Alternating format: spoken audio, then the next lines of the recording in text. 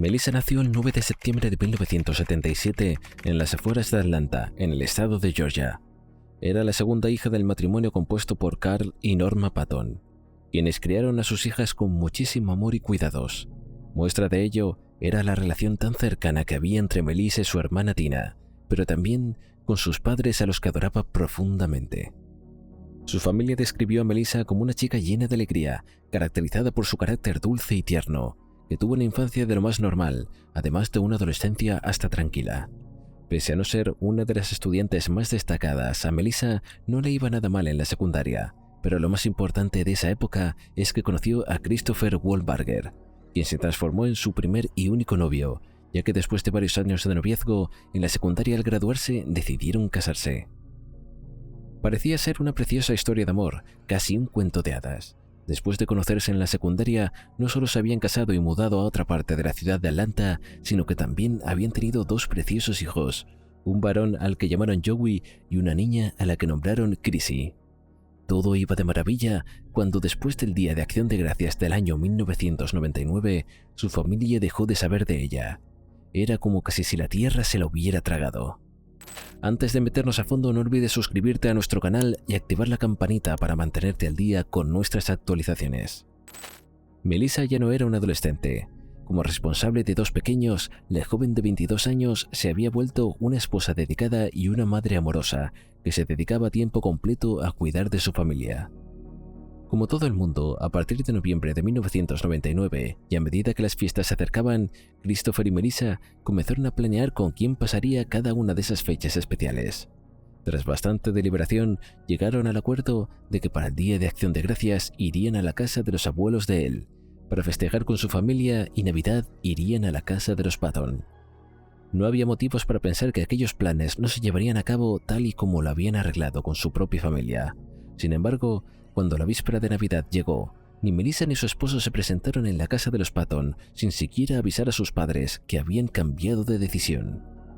Para la preocupación de estos, cuando el cumpleaños de Norma llegó en febrero del año siguiente, su hija tampoco se presentó o llamó a su madre, lo cual era sumamente extraño teniendo en cuenta la relación tan cercana que tenían. Notando que no habían hablado con su hija desde noviembre, Norma decidió que era de tomar el asunto en sus manos y averiguar qué era lo que estaba sucediendo. Así que sin avisar a su yerno, tomó su auto y viajó hasta la casa que compartían al otro lado de Atlanta. Lo que descubrió la dejó todavía más preocupada. Melissa y Christopher ya no vivían allí.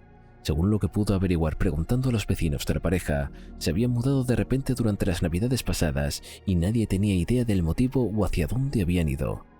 Sin tener forma de comunicarse con su hija para confirmar si se encontraba bien, Norma esperó 1 o 2 semanas atenta al teléfono, esperando tener noticias de Melissa, pero estas nunca llegaron.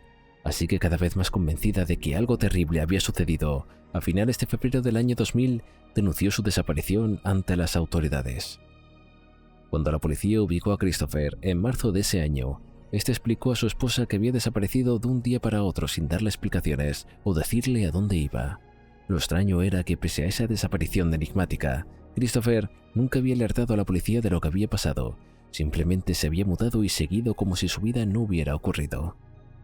No parecía estar preocupado por su esposa, de hecho, ni siquiera parecía importarle dónde estaba, de lo que rápidamente levantaron sospechas. Sin embargo, la policía de Atlanta no tenía evidencia clara que lo implicase con la desaparición, ni siquiera podían confirmar si la chica estaba o no con vida, por lo que su búsqueda se centró hasta el 29 de abril en buscarla viva. Ese día, un hallazgo macabro cambiaría por completo la carátula del caso. El siniestro descubrimiento se hizo en una zona boscosa cerca de las avenidas Avon y Hartford. Un transeúnte que buscaba por comida entre el basurero. Una de las bolsas de residuos no tenía basura, sino la cabeza cercenada de una mujer. Poco más de un mes después, más restos desmembrados de la mujer se encontraron en condiciones similares en otro basurero. Lo único que no estaba en estas bolsas era el torso de la mujer.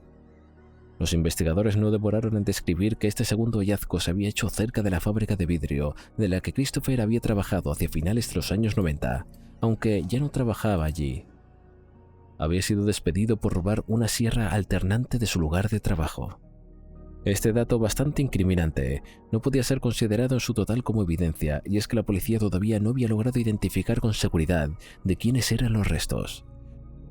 Recién pudieron hacerlo 3 años después, gracias a un examen de ADN comparativo con el padre de Melissa, Carl Patton, quien en 2003 había sido arrestado por una serie de crímenes por los que había entrado a la base de datos genética del país.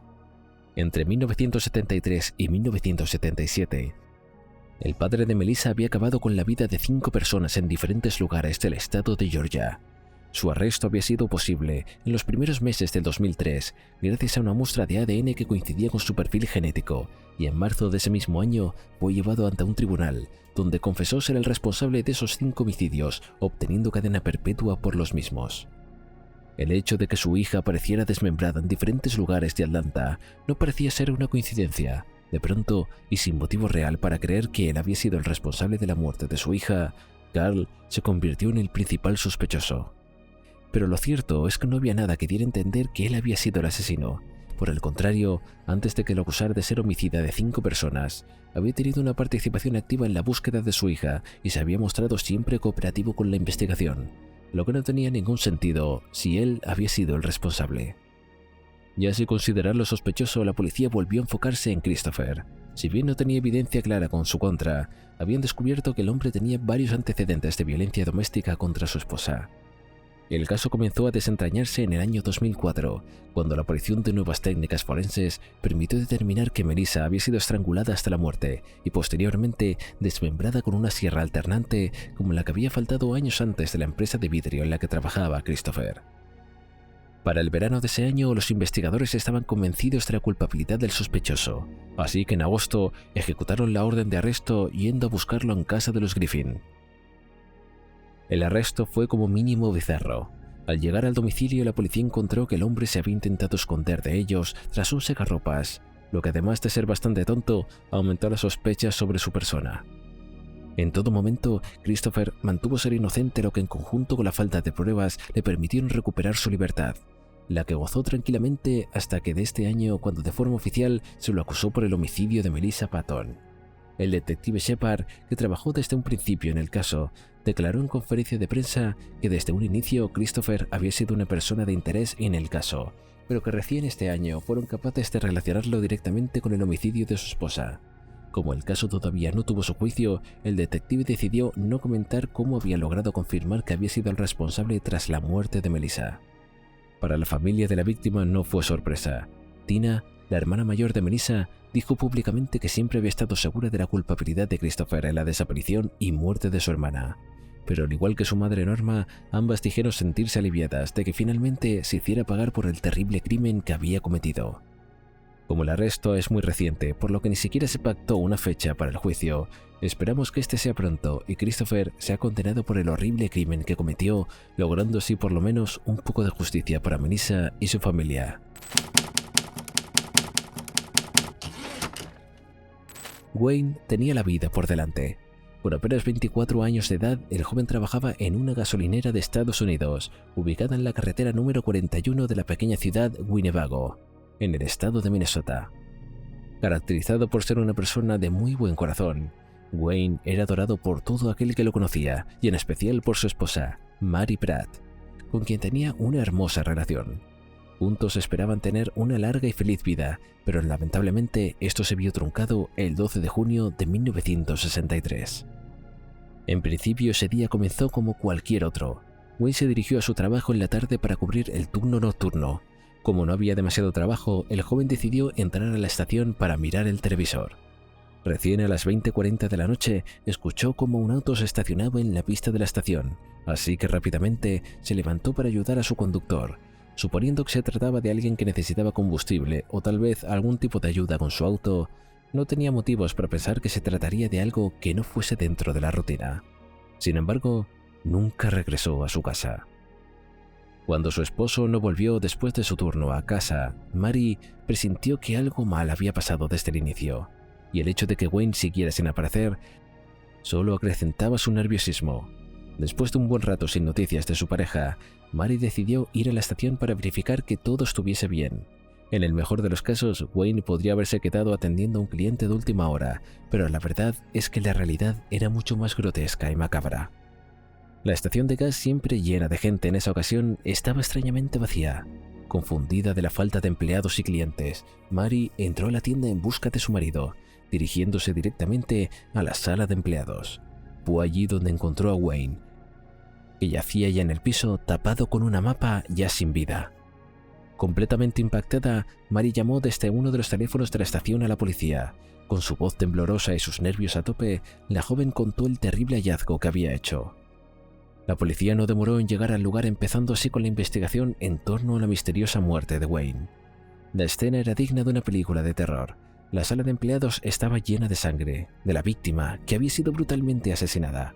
La autopsia posterior que se realizó al cadáver de Wayne permitió determinar que había sido apuñalado 53 veces, lo que demostraba que había sido un crimen motivado por la furia. Después de todo, había sido un crimen despiadado y macabro. El análisis de la escena permitió descubrir ciertos rastros del homicida. Por ejemplo, la enorme cantidad de sangre no era únicamente de Wayne. Un análisis de comparación permitió determinar que habían dos tipos de sangre y una de ellas no correspondía con la víctima, lo que indicaba que el asesino había salido herido. Aunque claro, la policía no podía saber si había sido herido de gravedad o no, ni mucho menos determinar a quién pertenecía ese rastro de sangre, ya que para ese entonces no existía ese tipo de tecnología. Con los ojos de toda la ciudad en ellos, los investigadores del caso intentaron encontrar algún tipo de pista o indicio que les permitiera determinar quién estaba tras aquel horrible crimen, que había impactado a todo el mundo. Pero en una época en la que no existían grabaciones de seguridad ni otras tecnologías de ayudar a hallar al culpable, no era fácil. Durante algunas semanas, los investigadores siguieron varios indicios que resultaron ser completamente inútiles, lo que generó que el caso lentamente se fuese enfriando y los habitantes de Winnebago fueron olvidando lo que había sucedido. Pese a la pista prometedora al inicio de la investigación, a esta había quedado completamente estancada, haciendo imposible hacer algún avance, por lo que a finales de la década de los 70, ya sin más indicios que seguir, la policía decidió retirar los fondos que financiaban la investigación y simplemente dejar la muerte de Wayne como un caso sin resolver. Durante casi 50 años, el estado de la investigación no varió. Recién en 2011, un grupo de investigadores decidió reabrir el caso. Consideraban que con los múltiples avances en la tecnología y la ciencia forense, por fin podrían responder a las preguntas sobre la muerte de Wayne. Con sumo detalle y cuidado, los laboratorios forenses de la policía volvieron a examinar toda la evidencia que se había recogido de la escena del crimen, esperando así dar con algún tipo de material genético que previamente no se hubiese podido procesar. Recién 4 años después, en 2015, uno de los laboratorios que analizaban la evidencia fue capaz de identificar una muestra de ADN contaminada en la manta que se había encontrado sobre el cuerpo de Wayne.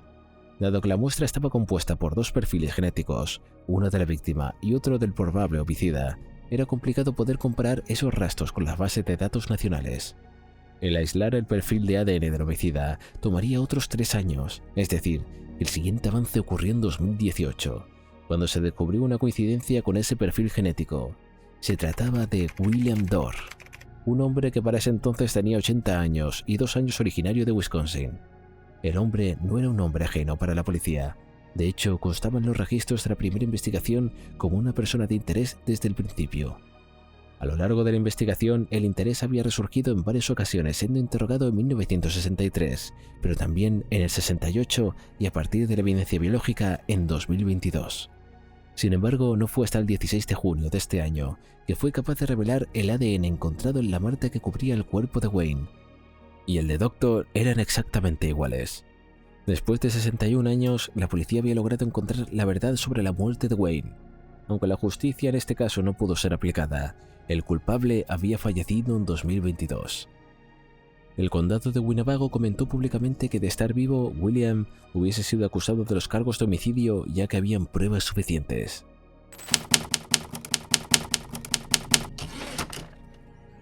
Daniel Hutchins nació en 1981 en Belgrado, una ciudad ubicada en el estado de Montana. Allí, Danny vivía con su madre, Cheryl, con quien llevaba extremadamente bien. A medida que iban creciendo, Danny descubrió que adoraba pescar, pero era de las pocas actividades que no hacía con Cheryl, ya que su madre no disfrutaba de la misma forma. Acostumbrada a tener que salir sola, el 21 de septiembre de 1996, la chica de 15 años anunció a su madre que iría a pescar, algo que hacía bastante a menudo. Su plan era ir al mismo lugar al que iba siempre, un puente de pesca bastante conocido entre las personas que vivían en Belgrado.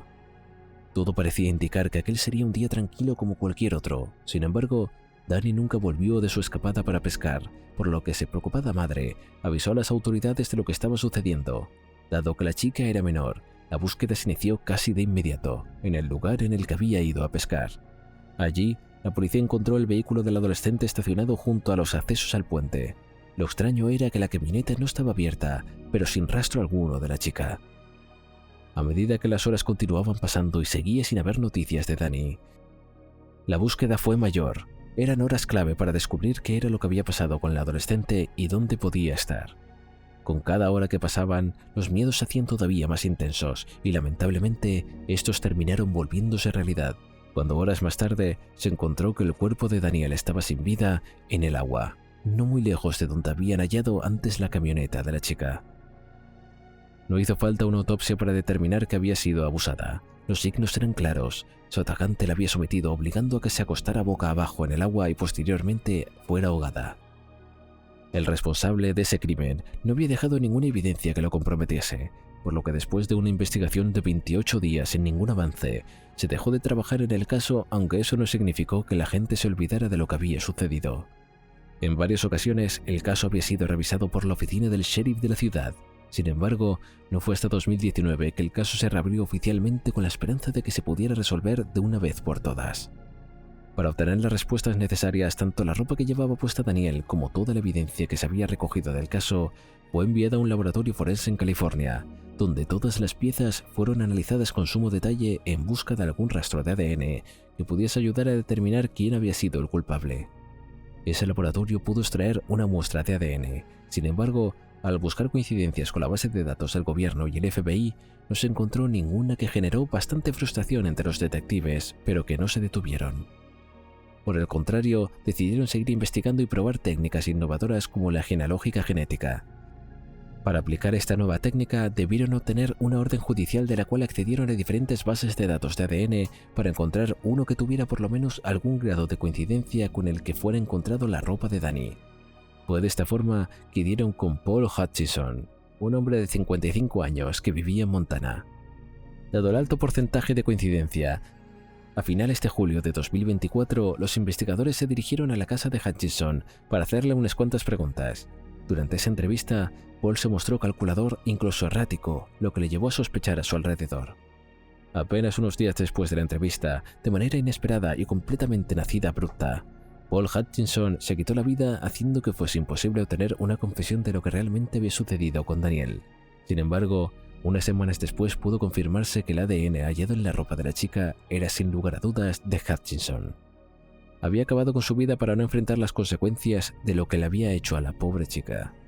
En cuanto a quién era el asesino, bueno, Paul fingía que un hombre de la familia común y corriente. Llevaba 24 años de casado, era un marido y padre ejemplar, por lo que para su familia era prácticamente imposible de entender que en realidad fuera un asesino. A día de hoy, la policía sigue investigando a Paul, creyendo que existe la posibilidad de que éste esté conectado a otros homicidios sin resolver durante ese tiempo.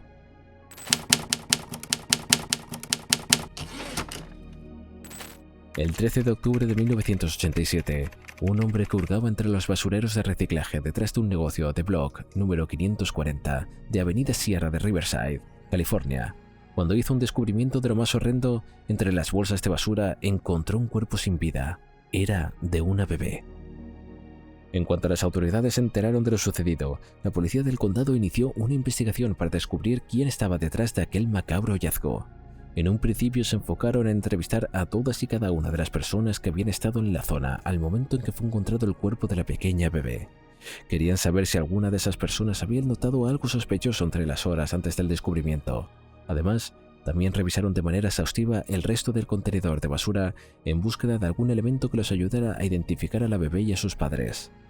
Lamentablemente, pese a las horas invertidas y los esfuerzos constantes de la policía, los investigadores no lograron obtener ninguna información que les permitiera hacer un avance en la investigación. Como suele ocurrir en este tipo de casos, la falta de pistas terminó provocando que el trabajo de la policía se volviera imposible, y tras unas semanas el caso fue abandonado sin haber logrado ningún tipo de avance. Parecía ser uno de esos casos que no iban a resolverse nunca, pero eso cambió en 2020. Cada una determinada cantidad de años, Las autoridades policiales de cada condado revisan sus archivos y en específico los de aquellos casos que por una u otra razón no han podido resolverse. Durante una de estas revisiones de rutina en 2020, el caso de la bebé sin identificar que había sido encontrada en un basurero sin vida llamó la atención de uno de los detectives de Riverside, quien decidió iniciar el proceso para reabrir el caso. Estaba convencido de que con las nuevas herramientas que existían a disposición de las investigaciones, sería mucho más sencillo descubrir quién era el desalmado que había dejado el cuerpo de una bebé recién nacida en un basurero más de 30 años antes. Y tenían razón. Después de meses de analizar y estudiar la evidencia que se había recogido del cuerpo de la bebé, los laboratorios especializados llegaron a la conclusión de que era la hija de Melissa John Allen Ávila. Era trabajo de la policía encontrar a la mujer y cuestionarle sobre lo que había pasado 3 décadas antes. Aunque esta tarea sonaba relativamente sencilla, no lo fue. La mujer, que para ese entonces tenía 52 años, no tenía domicilio fijo y según pudo comprobar la policía, en los últimos años Melissa había vivido en diferentes partes del país sin motivo claro. Era difícil determinar dónde estaba, para que rastrearla llevaba casi 4 años. Recién, el 7 de agosto de este año, los detectives fueron capaces de encontrarla. Melissa, de 55 años, se encontraba viviendo en Shelby, una ciudad en el estado de Carolina del Norte. Por ser la madre de la bebé, Melissa tenía responsabilidades incoherentes con la niña que no había cumplido, como resguardar su seguridad, cuidarla y protegerla. El incumplimiento de las mismas de por sí continúa siendo un delito, y mucho más si tenemos en cuenta la forma horrible en la que Melissa había elegido acabar con la vida de su propia hija.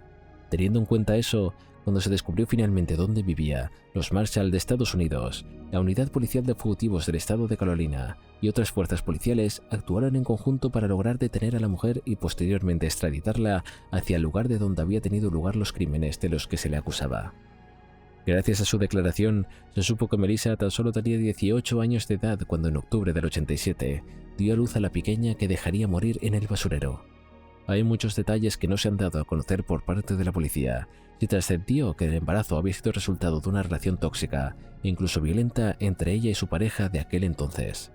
Pese a esas afirmaciones, los investigadores no consideraron que el padre de la criatura tuviese algún tipo de responsabilidad, por lo que a él no se le acusó de ningún cargo a diferencia de Melissa, a la que se le acusó de asesinato en primer grado y se le envió a la prisión preventiva en la espera de su juicio.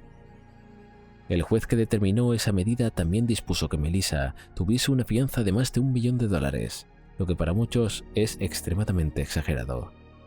Sin intentar excusar sus horribles acciones, muchos creen que antes de juzgarla es necesario tener en cuenta todas las condiciones de Melissa que la llevaron a dejar a su bebé en un basurero, sobre todo si su relación era violenta y ella era solo una adolescente. Este caso todavía no ha tenido su juicio, pero se espera que este ocurra antes de fin de año y es probable que Melissa sea condenada a pasar unos cuantos años en prisión por esto.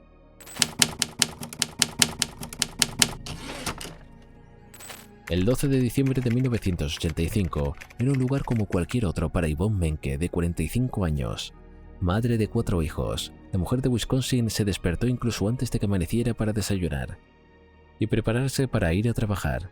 Como era de costumbre, mientras terminaba de arreglarse, salió de su apartamento para poner a calentar su auto. Escondido entre la oscuridad de la madrugada, en contra de su tráfico final, sin mediar palabra, una persona salió de la oscuridad y le disparó 3 veces en la cabeza, lo que acabó con su vida en ese preciso instante. La situación impactó no solo a sus hijos adolescentes, sino a toda la ciudad de St. Croix. La idea es que una madre sin aparente problemas pudiese ser asesinada con total impunidad. Aterró a la población, que siguió cerca el trabajo de la policía. Varios vecinos se habían acercado a hablar con los investigadores tras los hechos. Afirmaban haber visto a una persona alejarse a toda prisa del lugar después de que se escucharan los disparos. Varios de ellos fueron capaces incluso de dar una descripción de cómo se veía vestida esa persona. Sin embargo, pese a los esfuerzos de las autoridades, no fueron capaces de dar con ella. En la escena no había demasiada evidencia, tan solo unas huellas de botas militares y el bolso de la víctima, una extraña nota con los datos de un vehículo ajeno. En su momento, ambos indicios fueron extremadamente analizados e investigados, pero los investigadores al caso no fueron capaces de encontrar en ellos la información necesaria para descubrir quién había acabado con la vida de Yvonne de manera tan cruel. Durante varios meses, después de la tragedia, la policía local intentó sin éxito hallar una pista clave que les permitiera resolver el caso, pero esta nunca llegó, e inevitablemente aquello fue enfriando el caso. Los detectives a cargo intentaron seguir trabajando en él, pero después de un tiempo parecía ser simplemente inútil. Nadie parecía tener una razón lógica para acabar con Yvonne, y hipótesis como las de un robo que tampoco tenía sentido. Ya sin más indicios que seguir, el caso fue archivado, quedando entre otros tantos expedientes de crímenes sin resolver, donde pasó más de 30 años recolectando polvo hasta que en 2021 se decidió volver a abrirlo. Lo que más llamó la atención de los investigadores al leer los informes de este caso fue el testimonio de Julia Connor, una de las hijas de la víctima. Julia, que para el momento de los hechos tenía únicamente 16 años, declaró desde el primer momento que el día antes de la muerte de su madre habían recibido una llamada un tanto extraña. En plena noche, una persona anónima se comunicó para preguntar cuál era la hora que su madre salía a su casa para ir al trabajo. La adolescente contestó a la pregunta y antes de poder preguntar quién era la persona que estaba llamando, le cortó. Según había contado Julia en ese momento, quien había llamado era una mujer, aunque no estaba segura de poder reconocer a quién le pertenecía esa voz. Con esta jugosa pista, la policía inició una nueva investigación en 2021 que les llevó a descubrir un triángulo amoroso bastante turbulento. Un nuevo repaso a la evidencia y a la historia de la víctima les permitió descubrir que para el momento de los hechos, Yvonne estaba en pareja con un hombre llamado Jack Owen. Según lo que pudieron averiguar, el romance entre Jack e Yvonne había iniciado como un amorío, mientras él seguía en pareja con otra mujer llamada Mary Jo Bailey, a la que supuestamente había terminado dejando para estar con Yvonne, con quien inmediatamente, después de un único noviazgo, bien conocido por los entornos de ambos. Sin embargo, pese a que todos sabían que estaban juntos, Jack nunca había realmente separado de Mary, sino que mantenía las dos relaciones de forma paralela. Cuando Yvonne se enteró, le exigió a Jack que le eligiera de una vez por todas con quién quería realmente estar, y para desagrado de Mary, eligió a la otra mujer. Celosa y completamente furiosa por la decisión de abandonar la que había tomado Jack, Mary decidió desde ese momento que se iba a vengar y comenzó a urgir su siniestro plan para acabar con la vida de la mujer que le había robado a su pareja. Teniendo en su poder esta nueva información, la policía comenzó a pensar en Mary Jo Bailey como una sospechosa y se acercó a ella para determinar si realmente tenía algo que ver con lo que había pasado hacía más de 30 años. Claramente, al ser preguntada directamente, la mujer lo negó todo, pero la policía descubrió una pista no mejor, y es que Mary utilizaba el mismo talle de zapato, que la huella había sido encontrado entre la sangre y además tenía una pasión por las botas militares, lo que para la policía fue más que suficiente para detener a esa mujer y acusarla del homicidio de Yvonne. Sin embargo, no fue necesariamente fácil. La defensa de Mary, encabezada por la abogada Donna Barger, dejó claro desde un principio que el juicio de la evidencia contra su clienta no era contundente. No tenían huellas ni rastros de ADN que indicaran que Mary había sido la asesina, de mucho menos siquiera hubiese estado en el lugar del momento de los hechos. Dijo que en todo caso, contra su clienta estaba armando en base a pruebas circunstanciales y rumores que en vez de hacerlo con pruebas claras y concisas que marcaran claramente la culpabilidad de ella. Este argumento bien elaborado y realista no tuvo ningún tipo de efecto en el jurado, que al igual que la fiscalía creía que aquello era simplemente coincidencias, sino muestras de la culpabilidad de la mujer. Tras varias semanas de deliberación, se llegó a la conclusión de que Mary había sido el homicidio de Yvonne, y después de más de 3 décadas, se le sentenció a prisión perpetua por la posibilidad de tener libertad condicional después de 20 años. Al momento de recibir su condena, Mary tenía 81 años. Por lo que es probable que no sea capaz de llegar a cumplir el tiempo necesario en prisión para solicitar la libertad condicional, lo que no es tan injusto si tenemos en cuenta que estuvo en libertad todo ese tiempo evadiendo la condena por horribles actos que cometió varios años antes. Julia, la hija de Yvonne, dijo que a diferencia de Mary, ella y sus hermanos nunca pudieron vivir su vida completamente después de la muerte de su madre, pero que por lo menos ahora podrán sentir que se ha hecho algo de justicia para su madre. ¿Conocías algunos de estos casos? ¿Cuál de todos te impactó más? ¿Crees que Melissa Jane Allen Ávila merece ser condenada? ¿O que el homicidio de Melissa Patton fue una especie de karma para su padre por quitar otras vidas? Si llegaste hasta aquí no puedes perderte el vídeo en pantalla. Nos vemos allí.